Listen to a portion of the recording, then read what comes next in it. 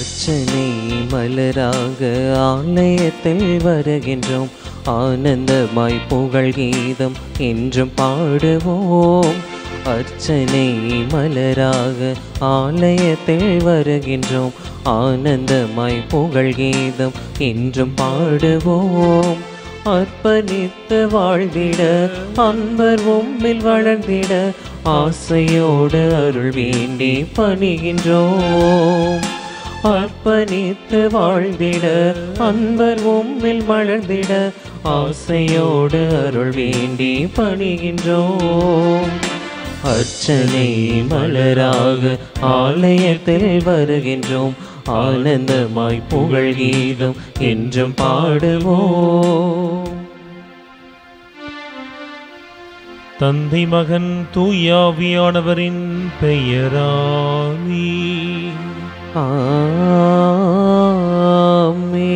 நம் தந்தையாகிய கடவுளிடமிருந்தும் ஆண்டவராகிய இயேசு கிறிஸ்துவிடமிருந்தும் அருளும் அமைதியும் உங்களோடு என்றும் இருப்பதாக. உம் ஆன்மாவோடும் இருப்பதாக. இயேசுவில் பிரியமானவர்களே, கிறிஸ்துவின் நாமத்தில் உங்களை வாழ்த்தி இத்திருப்பலிக்கு அன்போடு வரவேற்கிறேன். இயேசுவினுடைய திருத்துதர்கள் ஒருவரும் நற்செய்தியில் அனைவரையும் இயேசுவுக்கு நெருக்கமானவர்களாய் படம் பிடித்து காட்டக்கூடியவருமான மருத்துவராம் திருத்துதர் லூக்காவினுடைய இந்த விழா நாளிலே இறைவன் அவருடைய வார்த்தையின் வழியாக நம்மை ஒவ்வொரு நாளும் சந்திப்பதற்கு நாம் இறைவனுக்கு நன்றி சொல்லுவோம். இயேசுவிற்கு அருகில் அனைவரையும் அன்போடு அழைத்து செல்லும் அவருடைய வார்த்தைகள் நம்முடைய தேவைகளையும் நம்முடைய விண்ணப்பங்களையும் அவருடைய பரிந்துரை வழியாக கடவுளுடைய திருப்பாதத்திற்கு கொண்டு செல்லும் வர வேண்டிய திருப்பலியில் அவருடைய பரிந்துரை வழியாக நாம் மன்றாடுவோம்.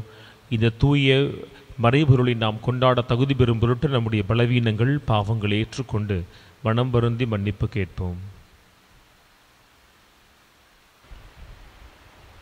எல்லாம் வல்ல இறைவனிடமும் சகோதர சகோதரிகளை உங்களிடமும் நான் பாவி என ஏற்றுக்கொள்கின்றேன். ஏனெனில் என் சிந்தனையாலும் சொல்லாலும் செயலாலும் கடமையில் தவறியதாலும் பாவங்கள் பல செய்தேன். என் பாவமே என் பாவமே என் பெரும் பாவமே. ஆகையால் எப்போதும் கன்னியான புனித மரியாவையும் வானதூதர் புனிதர் அனைவரையும் சகோதர சகோதரிகளே உங்களையும் நம் இறைவனாகிய ஆண்டவரிடம் எனக்காக வேண்டிக் கொள்ள மன்றாடுகின்றேன். எல்லாம் உள்ள இறைவன் நம்மை இரக்கம் வைத்து நம் பாவங்களை எல்லாம் மன்னித்து நம்மை நிலை வாழ்வுக்கு அழைத்துச் செல்வாராக. ஆமீன்.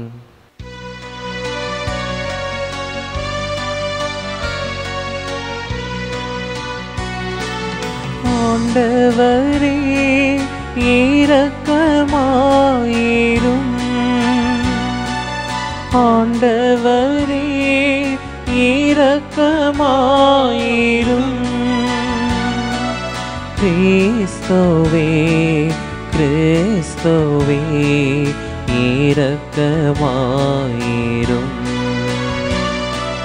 கிறிஸ்துவே கிறிஸ்துவே இரக்கமாயிரும். ஆண்டவரே இரக்கமாயிரும். ஆண்டவரே இரக்கமாயிரும். இரக்கமாயிரும்.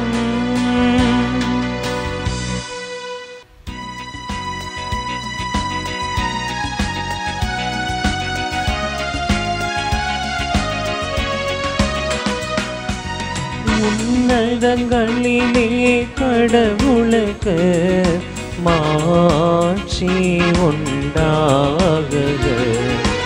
உலகினிலே நல் மனத்தோர்க்கு அமைதி ஆகுக. உம்மை புகழ்கின்றோம், உம்மை வாழ்த்துகின்றோம், உம்மை ஆராதிக்கின்றோம், உம்மை மாட்சிப்படுத்துகின்றோம். உமது மேலான மாட்சியின் பொருட்டு உமக்கு நன்றி கூறுகின்றோம்.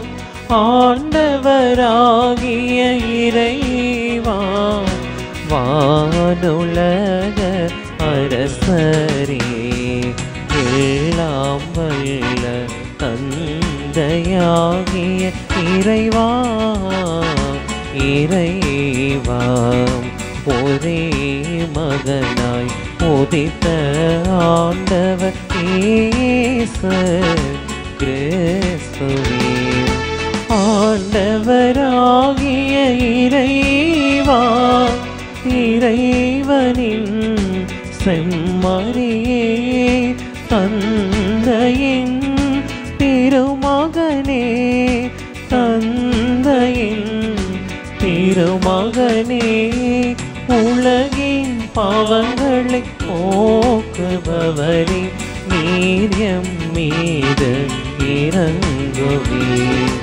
உலகின் பாவங்களை போக்குபவரே, எங்கள் மஞ்சாட்டை ஏற்றருள்வீர். தந்தையின் வலப்பக்கம் வீற்றிருப்பவரே, நீர் எம் மீது இரங்குவீர். ஏனெனில் இயேசு கிறிஸ்துவே, நீர் ஒருவரே தூயவர், நீர் ஒருவரே ஆண்டவர், நீர் ஒருவரே உன்னத. தூய ஆவியாரோடு தந்தையாம் இறைவனின் மாட்சியில் இருப்பவர் நீரே.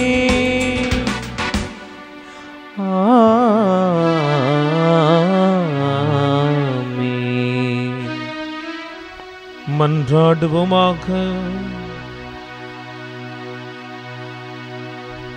ஆண்டவரே இறைவா, ஏழைகள் மீது நீர் கொண்டிருந்த அன்பின் மறைபொருளை தம் போதனையாலும் எழுத்துக்களாலும் வெளிப்படுத்த திருத்தூதர் புனித லூக்காவை தேர்ந்தெடுத்தீரே. அதனால் உமது பெயரில் ஏற்கனவே பெருமை கொள்ளும் நாங்கள் ஒரே இதயமும் ஒரே ஆன்மாவுமாய் நிலைத்திருக்கவும், மக்கள் அனைவரும் உமது மீட்பை காணவும் அருள்வீராக. எங்கள் ஆண்டவராகிய இயேசு கிறிஸ்து வழியாக உம்மை மன்றாடுகின்றோம்.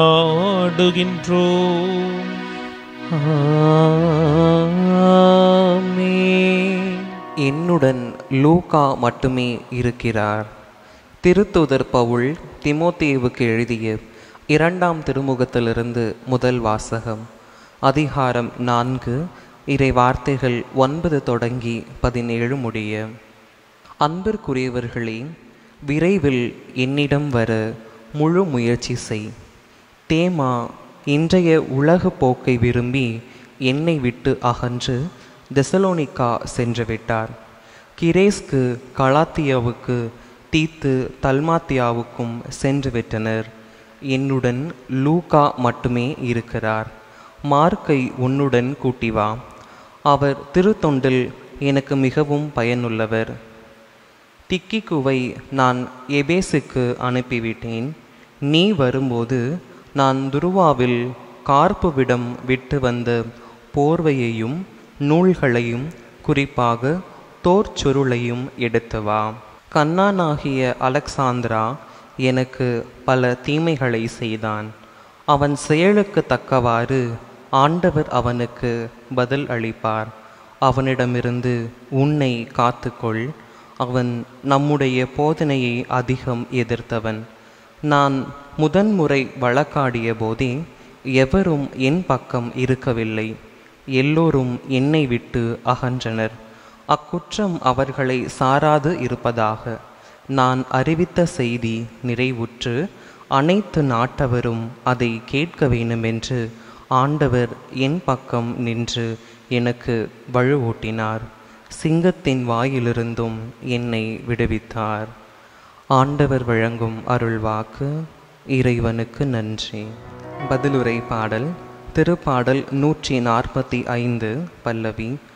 உம் அன்பர்கள் உமது அரசின் மாட்சியை அறிவிப்பார்கள்.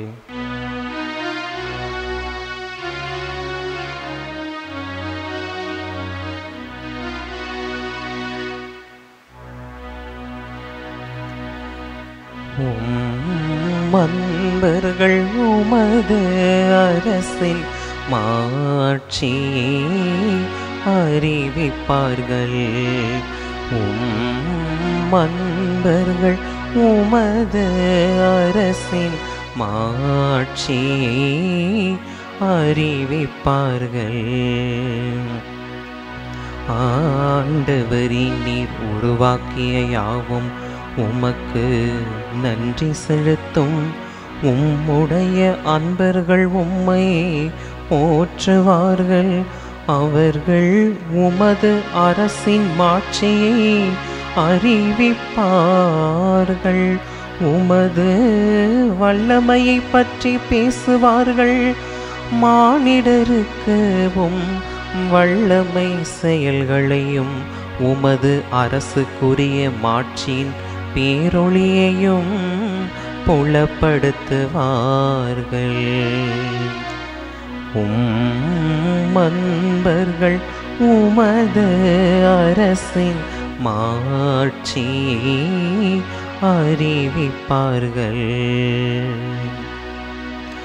உமது அரசு எல்லா காலங்களிலும் உள்ள அரசு.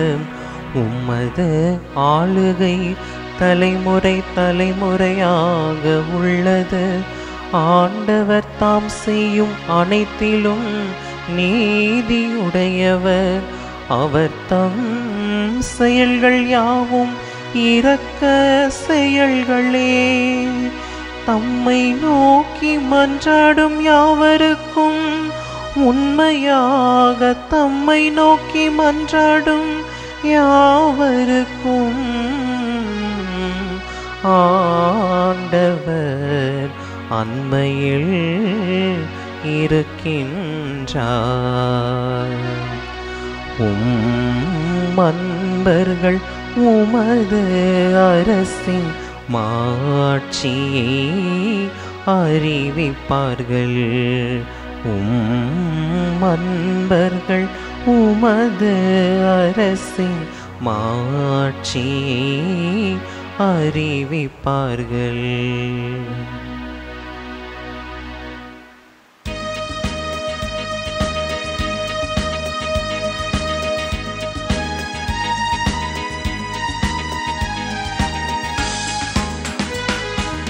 அல்லேலூயா அல்லேலூ அல்லேலூயா அல்லேலூ அல்லேலூயா அல்லேலூ அல்லேலூயா அல்லேலூ அல்லேலூயா அல்லேலூ அல்லேலூயா அல்லேலூயா அல்லேலூயா. நான் தான் உங்களை தேர்ந்து கொண்டேன்.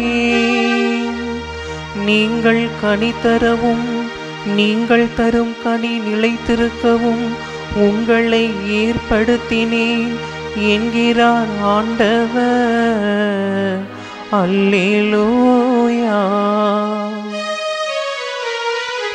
அல்லேலூயா அல்லேலூ அல்லேலூயா அல்லேலூ அல்லேலூயா அல்லேலூ அல்லேலூயா அல்லேலூ அல்லேலூயா அல்லேலூ அல்லேலூயா அல்லேலூயா அல்லேலூயா.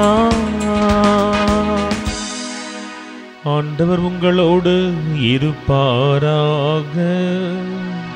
உம்மான்மாவோடும் இருப்பாராக. லூக்கா எழுதிய தூய நற்செய்தியிலிருந்து வாசகம். ஆண்டவரே மாட்சி உமக்கே. அக்காலத்தில் ஆண்டவர் வேறு 72 பேரை நியமித்து அவர்களை தாம் போக இருந்த எல்லா ஊர்களுக்கும் இடங்களுக்கும் தமக்கு முன்னே இருவராக அனுப்பினார்.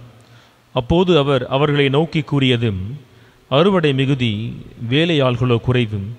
ஆகையால் தமது அறுவடைக்கு தேவையான வேலையாள்களை அனுப்பும்படி அறுவடையின் உரிமையாளரிடம் மன்றாடுங்கள். புறப்பட்டு போங்கள்.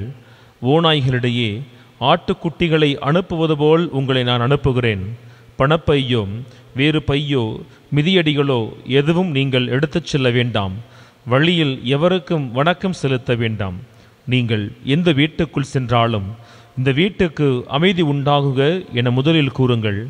அமைதியை விரும்புபவர் அங்கு இருந்தால் நீங்கள் வாழ்த்தி கூறிய அமைதி அவரிடம் தங்கும். இல்லாவிட்டால் அது உங்களிடமே திரும்பிவிடும். அவர்களிடம் உள்ளதை நீங்கள் உண்டு குடித்து அந்த வீட்டிலேயே தங்கியிருங்கள்.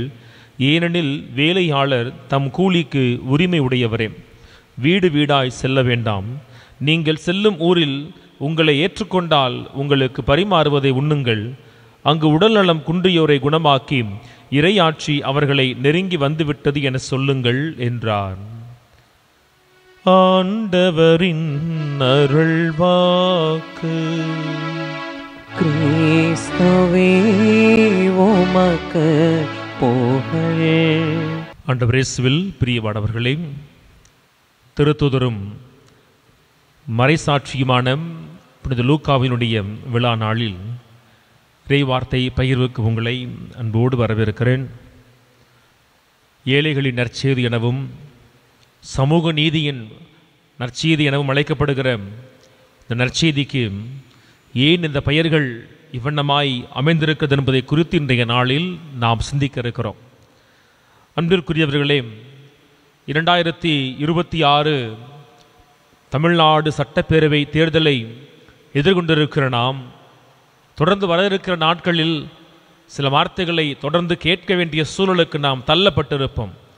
சமூக நீதி, சமத்துவம், பெண்ணியம், உரிமை மீட்பு, புதிய வரலாறு என சொல்லி பல்வேறு வார்த்தை பதாகங்களை விளம்பரங்களாய் மாற்றி ஒவ்வொரு கட்சியும் ஒவ்வொரு நாளும் நம்முடைய வாசற்படிகளை நாடி வருவதை நாம் மிக விரைவில் காண இருக்கிறோம்.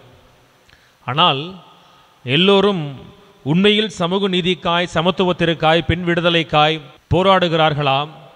அல்லது அவர்கள் எதை சொல்லுகிறார்களோ அதுதான் அவர்களுடைய உண்மையான வாழ்க்கை முறையா என கேட்டால் அதெல்லாம் ஒன்றுமில்லை. பெரும்பான்மை தருணங்களில் மக்களுடைய வாக்குகளை பெறுவதற்காய் பயன்படுத்தப்படுகிற ஒரு விதமான பதாகையின் சொற்கள் மட்டும்தான் அவை. சில உதாரணங்களை உங்களுக்கு முன்னால் காண்பிக்கிறேன். சில ஆண்டுகளுக்கு முன்னால் தமிழ்நாட்டிலே ஒரு தலைவர் சனாதனத்தை குறித்து பேசினார். பிறப்பு வழி மனிதர்களை மதிப்பிடுகிற சனாதனத்தை குறித்து அவர் பேசினார். அதற்கான பல எதிர்ப்புகள் எழுந்தன.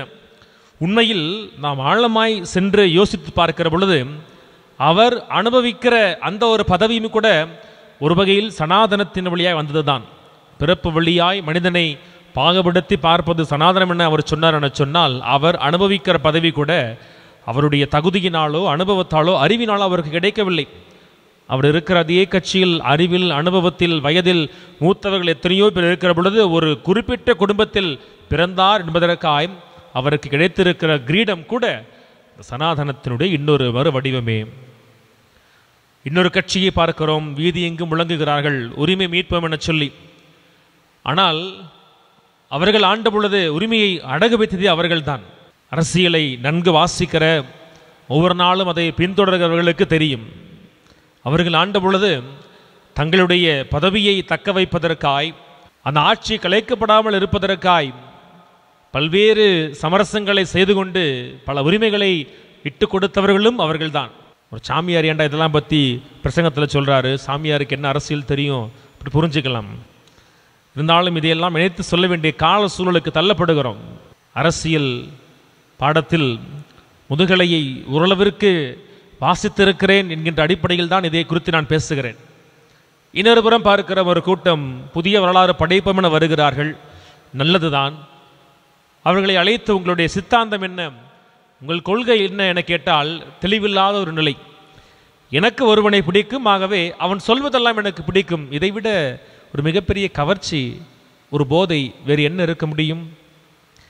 எனக்கு ஒரு கொள்கை பிடிக்கும், அந்த கொள்கையை தாங்குகிற மனிதனை என் தலைவனாய் பார்க்கிறேன் என்கின்ற பார்வை மாறி எனக்கு ஒரு மனிதனை பிடிக்கும், ஆகவே அவன் சொல்வதெல்லாம் கொள்கை என சொல்லி அவருக்கு பின்னால் செல்கிற ஒரு பார்வை இருக்கிறது. அவர்களும் நம்மை நோக்கி வர இருக்கிறார்கள்.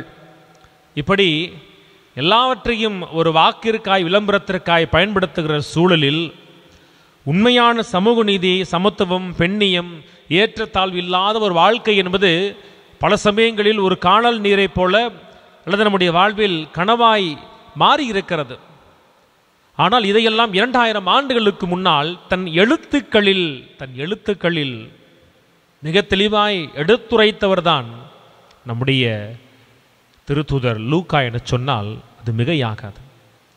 லூக்கா யார் என கேட்கிற பொழுது கொடுக்கப்படுகிற பதில்களில் அவர் நற்செய்தியாளர், அவர் மறைசாட்சின்னு சொல்லுவாங்க, தொடர்ந்து அவர் ஒரு மருத்துவர்னு சொல்லுவாங்க. அவர் எத்தனை முறை அவர் சென்று அறுவை சிகிச்சை செஞ்சார் தெரியாது, ஆனால் அவர் சமூகத்தை மிக சரியாய் அறுவை சிகிச்சை செய்தார் என்பதில் மாற்று கருத்திற்கு இடமே இருக்க முடியாது. அவர் சமூகத்தை சரிப்படுத்திய மருத்துவர் என்பது அவரை குறித்த வரையறையில் இனி இடம்பெற வேண்டும். ஏனெனில் இன்று பேசிக்கொண்டிருக்கிற எல்லா நல்ல வார்த்தைகளையும் ஒரு நாளில் இயேசுவினுடைய போதனைகளாய் உலகத்திற்கு கொடுத்த ஒரு மிகப்பெரிய நபர்தான் நற்செய்தியாளர் லூக்கா. அன்பிற்குரியவர்களே, ஒரு சமதளம் இல்லாத ஒரு சமூகத்தில் கடவுள் சமதளத்தை உருவாக்குவார் என அவர் போதித்ததே மிகப்பெரிய சாதனையாய் பார்க்கப்பட வேண்டும். முதல் அதிகாரத்தில் அவர் எடுத்துச் சொல்லுவார், கடவுள் எப்படிப்பட்டவர்? அவர் வலியோரை அரியணை நின்று தூக்கி எறிவார்.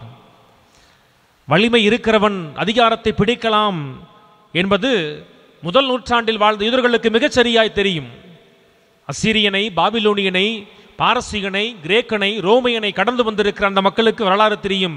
வலிமை உள்ளவன் ஆழ்வன் என சொல்லி இறை வார்த்தையில் எழுதுகிறார் லூக்கா. வலியோரை அரியணையில் நின்று கடவுள் தூக்கி எறிவார். செல்வந்தனை ஒன்றுமில்லாமல் அனுப்புவார். பணம் 10 செய்யணும் சொல்றமே, உன் செல்வம் கடவுளுக்கு முன்னால் அது ஒன்றுமில்லாமல் மாறி போகணும்னு சொல்லி தொடர்ந்து எழுதுகிறார். தாழ் நிலையில் இருக்கிறவரை உயர்த்துகிறவராய், பசியில் இருக்கிறவரை நலன்களால் நிரப்புகிறவராய் ஆண்டவர் வருவார் என சொல்லி தன் எழுத்தில் எழுதியதால் தான் அவருடைய நற்செய்தி சமூக நீதியின் நற்செய்தியாய் போற்றப்படுகிறது. இயேசுவை கூட துவக்கத்தில் அப்படிதான் மக்களுக்கு அறிமுகம் செய்வார்.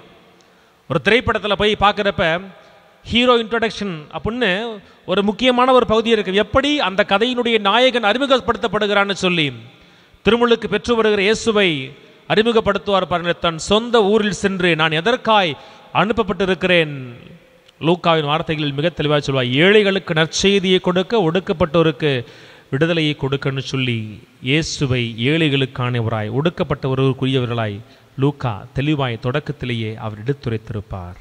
பெண்ணியம் பேசுகிற சமகால தலைவர்கள் சமமான இடஒதுக்கீட்டை கொடுப்பதற்கு தயங்குகிற நேரத்தில் ஒரு பெண்ணை முன்னிறுத்தி வாக்குகளை பெற்றுவிட்டு அந்த பெண்ணுடைய கணவர் அதிகாரத்தை அனுபவிக்கிற இந்த காலத்தில் லூக்கா மட்டும்தான் தன்னுடைய நற்செய்தியில் ஒரு ஆணுக்கு இணையாக ஒரு பெண்ணை அவர் கொடுத்து கொண்டே வருவார். திருமுழுக்கு யோவானின் தந்தையை குறித்து வாசிக்கிற பொழுது செக்கரியா வருகிற இடத்தில் தொடர்ந்து எலிசபெத் அங்கே இருப்பார். யோசேப்பு வருகிற இடத்தில் அன்னை மரியாள் அங்கே இருப்பார். எல்லோரும் திருத்தூதர்கள் சீடர்கள் என சொன்ன பொழுது 8ஆம் அதிகாரத்தில் இயேசுவிற்கு பெண் சீடர்கள் இருந்தார்கள் என சொல்லி மிக தைரியமாய் பதிவிட்டவர் நம்முடைய நற்செய்தியாளர் லூக்கா மட்டுமே. இயேசுவை கோவிலில் காணிக்கையாக்குகிற பொழுது இறைவாக்கினர் சிமியோன் வருகிறாரே, அவரை தொடர்ந்து ஒரு பெண் இறைவாக்கினர் அண்ணாவும் வருவார். கடைசியில் பார்க்கிறோம் மார்த்தா மரியான்னு சொல்லி ஆண் கதாபாத்திரங்களுக்கு கொடுக்கப்பட்ட முக்கியத்துவத்தை சற்றும் குறைவில்லாமல் பெண்களுக்கு கொடுத்து பெண்ணியத்தை அந்த காலத்திலேயே தூக்கி பிடித்தவராய் நற்செய்தியாளர் லூக்காவை நாம் மிக எளிதாய் வாசிக்க முடியும். சமத்துவத்தை, சமநீதியை வெறும் பதாகை சொற்களாய் மாற்றி வைத்திருக்கிறார்களே, அதை வாழ்ந்து காட்டிய இயேசுவை சற்றும் தயக்கமில்லாமல் தன் எழுத்துக்களில் வெளிப்படுத்தி காட்டுகிறார் லூக்கா. வாக்களிக்கப்பட்டவர் இயேசுன்னு சொல்லி மத்திய ஒரு பக்கத்து போயிடுவார். அவர் பாடுகள் எப்படிப்பட்டதுன்னு சொல்லி மார்க் எழுதுவார். 2ஆம் தலைமுறையினருக்கு கிரேக்கர்களுக்கு நற்செய்தி யோவான் எழுதுவார். ஆனால் ஏழைகளுக்கு, ஒடுக்கப்பட்டவர்களுக்கு எல்லாருக்குமானவராய் இயேசுவை எழுதிய பெருமை, கொண்டு சேர்த்த பெருமை லூக்காவிற்கு மட்டுமே உண்டு. அவர் நூலை எடுத்து வாசித்து பாருங்களேன். 10ஆம் அதிகாரத்தில் சமாரியன் ஒதுக்கப்பட்டவனை நாயகனாய் இயேசு மாற்றியிருப்பார். அதை எந்த நற்செய்தியும் சொல்லாத பொழுது லூக்கா எழுதியிருப்பார். எல்லோரும் கடந்து சென்றார்கள், ஆனால் சமாரியன் மட்டும்தான் கவனித்து சென்றான் என சொல்லி 14ஆம் அதிகாரத்தில் வாசிக்கிறோமே, ஒரு பெரிய விருந்து, கடவுள் கொடுக்கிற விருந்திலே அழைக்கப்பட்டவர்கள் கலந்து கொள்ளவில்லை, புறக்கணிக்கிறார்கள், தட்டி கழிக்கிறார். கடவுள் சொல்லுகிறார், அந்த பெரிய விருந்திற்கு குருடனும் செவிடனும் ஊமையனும் ஏழையனும் நோய்வாய்ப்பட்டவனும் உரியவனாய் மாறுவான்னு சொல்லி கடவுள் கொடுக்கிற விருந்திற்குரியவராய் எல்லோரையும் கொண்டு போய் சேர்க்கிற பெருமை லூக்காவிற்கு உண்டு. 5ஆம் அதிகாரம் 14ஆம் அதிகாரத்தை வாசித்து பாருங்களேன். சின்ன பிள்ளைங்களுக்கு புத்தகங்கள் எழுதியிருப்பாங்க, தீண்டாமை ஒரு மனித தன்மையற்ற செயல்னு சொல்லி. தீண்டாமை இன்றும் கடைபிடிக்கப்படுகிற சூழலில், தீண்டாமை இன்றும் சிலுவை வடிவ ஆலயங்களில், கத்தோலிக்க ஆலயங்களில், உண்மையில் இருக்கிற இடங்களில் தீண்டாமையை அன்றே உடைத்தெறிந்தவர் இயேசு என்பதை லூக்கா எண்பித்து காட்டுகிறார். இயேசுவிற்கு சமதள பார்வையை, அவர் எல்லோரோடும் அமர்ந்தார், பாவிகளோடு அமர்ந்து உண்டார், வரி தண்டுபவரோடு அமர்ந்து உண்டார்னு சொல்லி இயேசுவை எல்லாருக்கும் ஆனவராய் ஜனரஞ்சகப்படுத்துவதில் லூக்காவினுடைய பங்கை நாம் மிக எளிதாக தட்டி கழுத்துவிட முடியாது. ஆக பெண்ணியத்தை பேசியவர் சமத்துவத்தையும் பேசுகிறார், எல்லோரும் சமம் என்பதை அவர் எடுத்துரைக்கிறார். அடுத்து பாருங்களேன், பொருளாதாரத்தில் நாம் உலகமயமாக்கலை குறித்து பேசியிருக்கிறோம் 91 குளோபலைசேஷனை பற்றி. ஆனால் அந்த காலத்திலேயே ஆன்மீக தளத்தில், சமய தளத்தில் ஒரு உலகமயமாக்கலை கொடுத்த பெருமை லூக்காவிற்கு உண்டு. இயேசுவினுடைய தலைமுறை பட்டியல் எது என்ன? மத்தேயு எழுதுவார், ஆபிரகாமிலிருந்து தொடங்குவார், ஆபிரகாமிலிருந்து தொடங்கி வருவார், 42 தலைமுறைகள் வரும். ஆனால் லூக்கா பின்னோக்கி போவார். எதுவரை தெரியுமா? ஆதாம் வரை செல்லுவார். கடவுளுடைய அழைக்கப்பட்ட குடும்பம் என்பது அது தேர்ந்து கொள்ளப்பட்ட ஆபிரகாமின் புள்ளியில் ஆரம்பிப்பது அல்ல, கடவுள் உருவாக்கி ஆதாம் வரை செல்லுதுன்னு சொல்லி ஒரு உலகளாவிய பார்வையை கொடுக்கிற பெருமை லூக்காவிற்கு மட்டுமே உண்டு. அவருடைய எழுத்திலே தொடர்ந்து வாசிக்கிறோமே, சிமியோன் சொல்லுவார் பாருங்க, இந்த உலகளாவிய பார்வை எப்படிப்பட்டது? பின்னால் இயேசு சொல்லுவார், இந்த மந்தையை சேராத ஆடுகள் உண்டுன்னு சொல்லி பிற இனத்தாருக்கு வெளிப்பாடு அருளுகிற ஒளி இயேசுன்னு சொல்லுவார். இஸ்ரேலருக்கு மட்டுமல்ல, பிற இனத்தாருக்கும், ஆக இஸ்ரேலை கடந்து எல்லாருக்கும் வெளிப்பாடை அருளுகிற ஒளியாய் இயேசுவை சிமியோன் புகழ்ந்தாரே, அதை தன் வார்த்தையில் எடுத்துரைத்து உலகளாவிய தன்மையை கொடுத்த பெருமை நற்செய்தியாளர் லூக்காவிற்கு உண்டு. ஆக பெண்ணியம், சமத்துவம், உலகளாவிய பார்வை. அடுத்து பார்க்கிறோமே, இயேசுவை எல்லோருக்கும் கொண்டு போய் சேர்த்த, எல்லார் வாசற்படிகளுக்கும் கொண்டு போய் சேர்த்தவர். குறிப்பாக காயப்பட்டவர்களுக்கு மருத்துவராய், நண்பனாய் இயேசுவை கொண்டு போய் சேர்க்கிற ஒரு பணியை லூக்கா தன் எழுத்திலே செய்தார். சக்கேயுவை பாருங்கள், பணம் இருந்தது, பதவி இருந்தது, ஆனால் அவனை அன்பு செய்ய ஒரு உள்ளமில்லை. அவனை தேடிச் செல்கிறவராய் இயேசுவை காண்பிக்கிறாரே. நோய் இருந்த பொழுது சேர்ந்து வாழ்ந்த கூட்டம் சுகமடைந்தவுடன் கலைந்து சென்றார்கள். ஆனால் நன்றி உள்ளவனாய் ஒரு சமாரியனை காண்பித்து நீ நன்றி உள்ளவனு சொல்லுவார். மத்தேயு 5ஆம் அதிகாரத்தில் மலைப்பொழிவுன்னு சொல்லுவார். சீடர்கள், மக்கள் ஒரு பக்கத்தில் இருக்க, இயேசு மலை மேலே ஏறி வந்தார், போதித்தார். அது யூதர்களுடைய நம்பிக்கை, கடவுள் மலையில் வாழ்கிறார் என்பதை அவர் மக்களுக்கு சொல்லுகிற வழியாக யூதர்களுக்கு எழுதியதால் இயேசு அங்கே உட்கார்ந்துன்னு சொல்லி. ஆனால் அதே வார்த்தைகளை லூக்கா எழுதுகிற பொழுது பாருங்களேன், 6ஆம் அதிகாரத்தில் சமவெளி பொழிவு, மக்களை விட்டு தள்ளி அல்ல, மக்களோடு நின்று இயேசு போதிக்கிறார், மக்களோடு நின்று போதிக்கிறார். பல மனிதர்களை காண்பிப்பார். மத்தேயு இரக்கமுடையவர்கள், நீதிக்காக துன்பப்படுகிறவர்கள், ஏழையர்கள். ஆனால் 3 பேரில் பேர் பெற்றவர்களை லூக்கா சுருக்கி விடுவார், அடக்கி விடுவார். ஏழைகள், பட்டினியோடு இருக்கிறவர்கள், அழுது கொண்டுகிறவர்கள், நீங்கள் பேறு பெற்றவர்கள், ஏனெனில் கடவுள் உங்களை நோக்கி வருவார். உங்களை வதைக்கிறவர்களுக்கு ஐயோ கேடு, அவர்களை தண்டிப்பார். அவ்வளவுதான். கடைசியில் காண்பிப்பார். இவ்வளவு பணிகளுக்கு மத்தியிலும் கூட இயேசு தன் ஜெபத்தை கைவிடாத ஒருவர். பெண்களோடு சமத்துவத்தை ஏற்படுத்துகிற இயேசு, நோயாளிகளோடு, வரி தண்டுபவரோடு, பாவிகளோடு ஒரு உறவை ஏற்படுத்துகிற இயேசு, உலகளாய பார்வையை கொடுக்கிற இயேசு கிறிஸ்து, எல்லாருக்குமாய் உழைக்கிற இயேசு கிறிஸ்து தன் பணியில் தன் தந்தையை மறந்துவிடவில்லை. இத்தனை பணிகளுக்கு மத்தியிலும் அவர் தந்தையோடு கொண்டிருந்த உறவில் கவனமாயிருந்தார், நீடித்திருந்தார் என சொல்லி லூக்கான செய்தி முழுமைக்கும் இயேசு தனித்திருந்து விழித்திருந்து கடவுளோடு ஜெபித்ததை அவர் பதிவிடுகிறாரே. இப்படி இன்று நாம் எதை அடைவோம் என சொல்லி அரசியல் தலைவர்கள் தம்பட்டம் அடைத்துக் கொண்டிருக்கிறார்களோ அதை இயேசு செய்தார் என சொல்லி தயக்கமில்லாமல் தன் எழுத்துக்களில் அதை வடித்தவர் தான் நற்செய்தியாளர் லூக்கா அவர்கள். அவருடைய வார்த்தை வாசிக்கிற பொழுது உண்மையிலேயே காயப்பட்டவனுக்கும் ஒதுக்கப்பட்டவனுக்கும் அங்கே ஒரு ஆறுதல் கிடைக்கும். எனக்குரியவர் இயேசு என்கின்ற ஒரு உள்ளத்தை, ஒரு உணர்வை கொடுப்பார்கள். பல சமயங்களில் பல மனிதர்கள் பல எழுத்துக்கள் நம்மளை தொடாது. நம்ம சொல்லுவோம், என்னமோ தெரில, அவர் ரொம்ப நல்லவர் தான், அது நல்ல ஒரு புக்கு தான், ஆனால் அது எனக்கு பர்சனலாக கனெக்ட் ஆகலைன்னு சொல்லுவோம். அவர் நல்ல ஒரு மனிதன் தான், ஆனால் எனக்கு கனெக்ட் ஆகலை. ஆனால் லூக்கா அப்படி இல்லை. லூக்கா அப்படி இல்லை.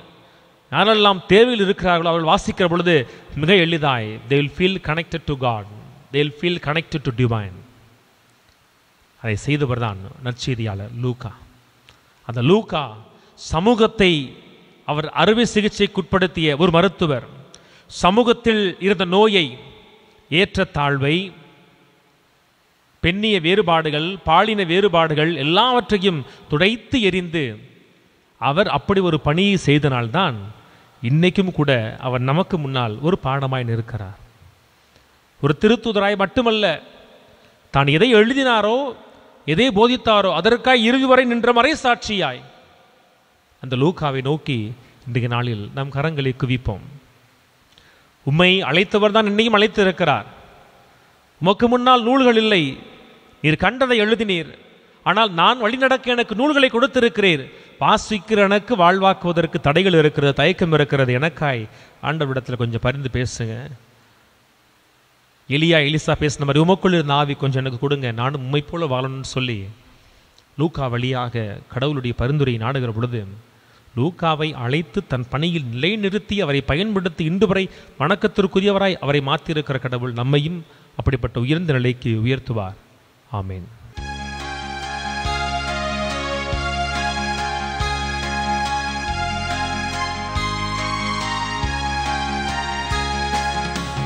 இதயம் என்னும் வீணையில் அன்பை மீட்டும் வேளையில், இதயம் என்னும் வீணையில் அன்பை மீட்டும் வேளையில், வசந்தராகம் கேட்கவே ஏழை என்னில் வாருமே, வசந்தராகம் கேட்கவே ஏழை என்னில் வாருமே. வந்தேன் என்னை தந்தேன், என்றும் என் வாழ்வு உன்னோடுதான். வந்தேன் என்னை தந்தேன், என்றும் என் வாழ்வு உன்னோடுதான். அன்பு உறவுகளே, உங்களுடையதும் என்னுடையதுமான இப்பலி எல்லாம் வல்ல வானக தந்தைக்கு ஏற்றதாகும்படி மன்றாடுங்கள். ஆண்டவர் தமது பெயரின் புகழ்ச்சிக்காகவும் மாட்சிக்காகவும் நமது நன்மைக்காகவும் புனித திரு அவை அனைத்தின் நலனுக்காகவும் உமது கையிலிருந்து இப்பலியை ஏற்றுக்கொள்வாராக. ஆண்டவரே, விண்ணக கொடைகளின் வழியாக நாங்கள் உமக்கு மனமுவந்து ஊழியம் புரிய உம்மை வேண்டுகின்றோம். திருத்தூதராம் புனித லூக்காவின் விழாவில் நாங்கள் ஒப்பு கொடுக்கும் இக்காணிக்கைகள் எங்களுக்கு நலமும் மாட்சியும் அளிப்பனவாக. எங்கள் ஆண்டவராகிய இயேசு கிறிஸ்து வழியாக உம்மை மன்றாடுகின்றோம். ஆமென். ஆண்டவர் உங்களோடு இருப்பாராக. உம் ஆன்மாவோடும் இருப்பாராக. இதயங்களை மேலே எழுப்புங்கள், ஆண்டவரிடம் எழுப்பியுள்ளோம். நம் இறைவனாகிய ஆண்டவருக்கு நன்றி பாடுவோம். அது தகுதியும் நீதியும் ஆனதே. ஆண்டவரே, தூயவரான தந்தையே, என்றும் உள்ள எல்லாம் உள்ள இறைவா, எங்கள் ஆண்டவராகிய கிறிஸ்து வழியாக எந்நாளும் எவ்விடத்திலும் நாங்கள் உமக்கு நன்றி செலுத்துவதும் மெய்யாகவே தகுதியும் நீதியுமாகும், எங்கள் கடமையும் மீட்புக்குரிய செயலுமாகும்.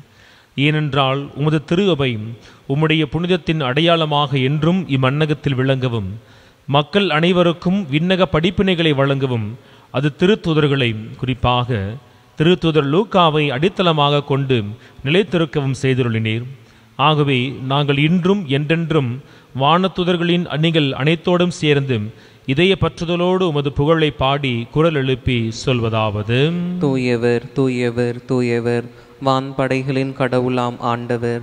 விண்ணகமும் மன்னகமும் உமது மாட்சியால் நிறைந்துள்ளன. உன்னதங்களிலே ஓசன்னா. ஆண்டவர் பெயரால் வருகிறவர் ஆசி பெற்றவர். உன்னதங்களிலே ஓசன்னா. ஆண்டவரே, நீர் மெய்யாகவே தூயவர், தூய்மை அனைத்துக்கும் ஊற்றும். ஆகவே உம்முடைய ஆவியை பொழிந்தி காணிக்கைகளை தூய்மைப்படுத்த வேண்டுகிறோம். இவ்வாறு எங்கள் ஆண்டவர் இயேசு கிறிஸ்துவின் உடலும் இரத்தமுமாக எங்களுக்கு இவை மாறுபனவாகும். அவர் பாடுபட உளம் கணிந்து தம்மை கையளித்த போதும் அப்பத்தை எடுத்து நன்றி செலுத்தி அதை பிட்டு தம் சீடர்களுக்கு வழங்கியவர் கூறியதாவதும்: அனைவரும் இதிலிருந்து பெற்று உண்ணுங்கள், ஏனெனில் இது உங்களுக்காக கையளிக்கப்படும் என் உடல்.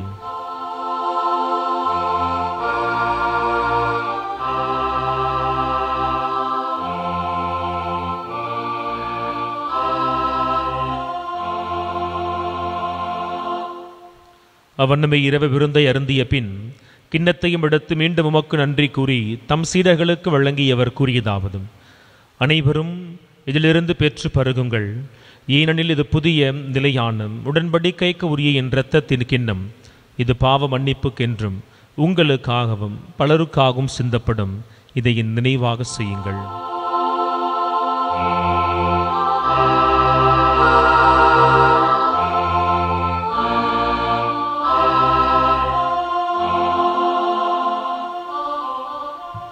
நம்பிக்கையின் மறைபொருள்.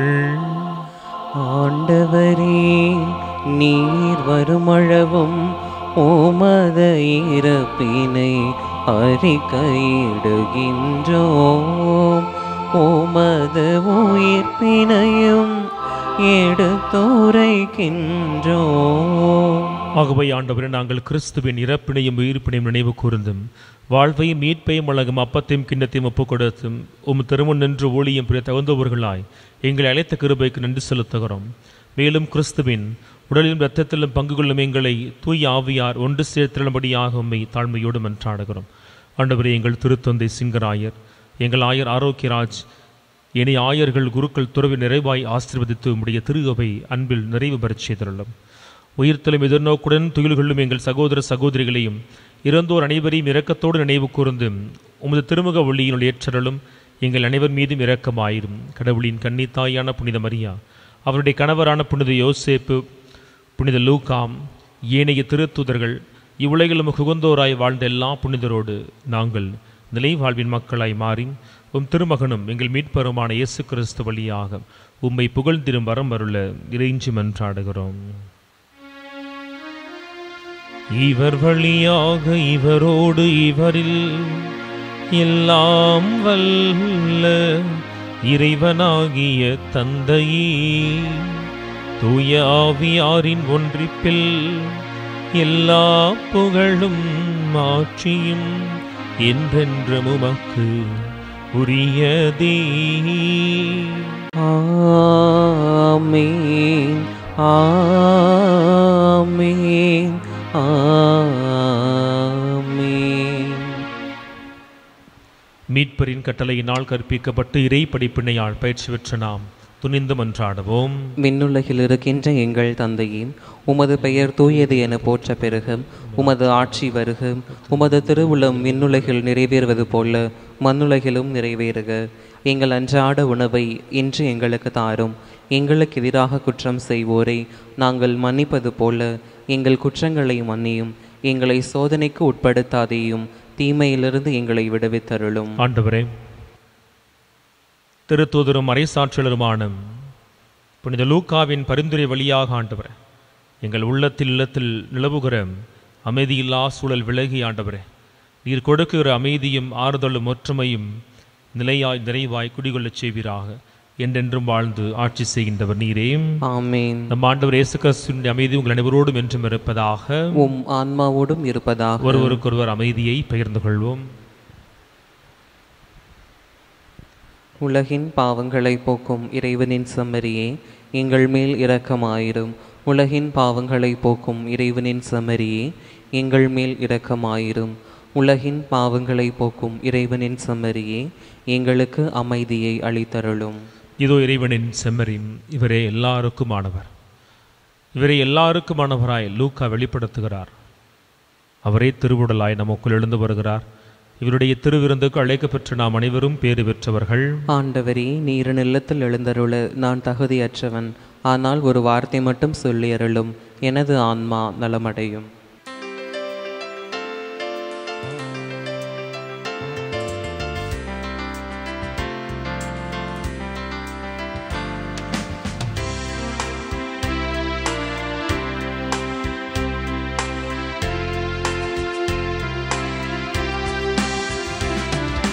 தேடும் அன்பு தெய்வம் என்னை தேடி வந்த நேரம்,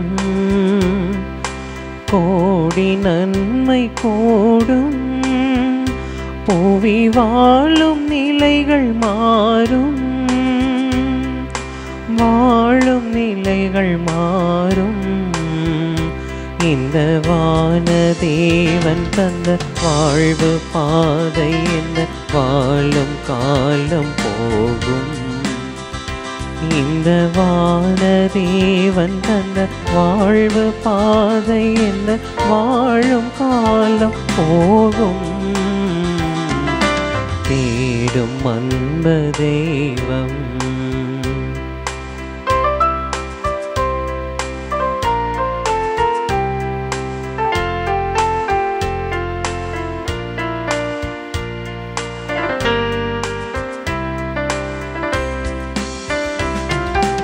வார்த்தையாகி நின்ற இறைவன், இந்த வாழ்வை தேர்ந்த தலைவன். வார்த்தையாகி நின்ற இறைவன், இந்த வாழ்வை தேர்ந்த தலைவன். பாரில் எங்கும் பொது பார்வை தந்து அந்த பாதையில் அழைத்த அறிஞன். பாரில் எங்கும் புது பார்வை தந்து அந்த பாதையில் அழைத்த அறிஞன். காலம் கடந்த கலைஞன் என் தலைவன். இந்த வானதேவன் தந்த வாழ்வு பாதை என்ன வாழும் காலம் போகும். இந்த வானதேவன் தந்த வாழ்வு பாதை என்ன வாழும் காலம் போகும். தேடும் அன்பு தெய்வம். மன்றாடுவோமாக. எல்லாம் வல்ல இறைவா, உமது புனித பீடத்திலிருந்து நாங்கள் பெற்றுக்கொண்ட திருவுணவும் எங்களை புனிதப்படுத்த உம்மை வேண்டுகின்றோம். அதனால் புனித லூக்கா போதித்த நற்செய்தியின் மீதுள்ள நம்பிக்கையில் அவ்வுணவு எங்களை உறுதியாயிருக்க செய்வதாக எங்கள் ஆண்டவராகிய இயேசு கிறிஸ்து வழியாக உம்மை மன்றாடுகின்றோம்.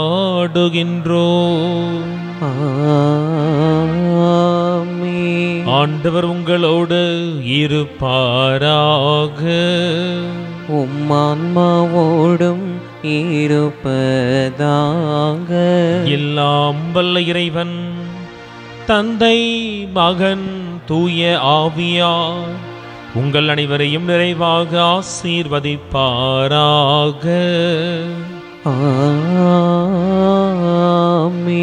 சென்று வாருங்கள், திருப்பலி நிறைவேறிற்று. இறைவனுக்கு நன்றி.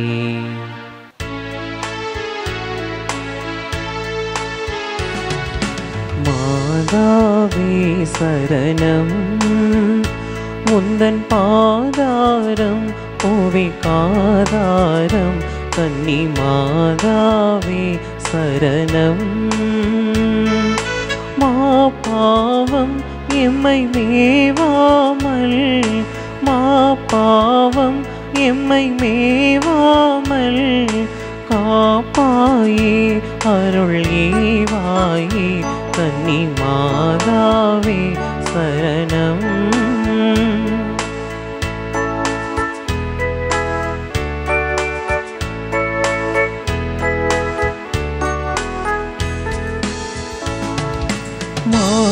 மாசில்லா மனமும் இயேசுவின் உள்ளமும் மாந்தரின் தவறால் நோயுற கண்டோம். மாசில்லா மனமும் இயேசுவின் உள்ளமும் மாந்தரின் தவறால் நோவுற கண்டோம். ஜெபம் செய்வோம், தினம் ஜெபமாலை சொல்வோம். ஜெபம் செய்வோம், தினம் ஜெபமாலை சொல்வோம். பாவத்திற்காக பரிகாரம் புரிவோம். மாதாவே சரணம், உந்தன் பாதாரம் புவிக்காதாரம். கன்னி மாதாவே சரணம்.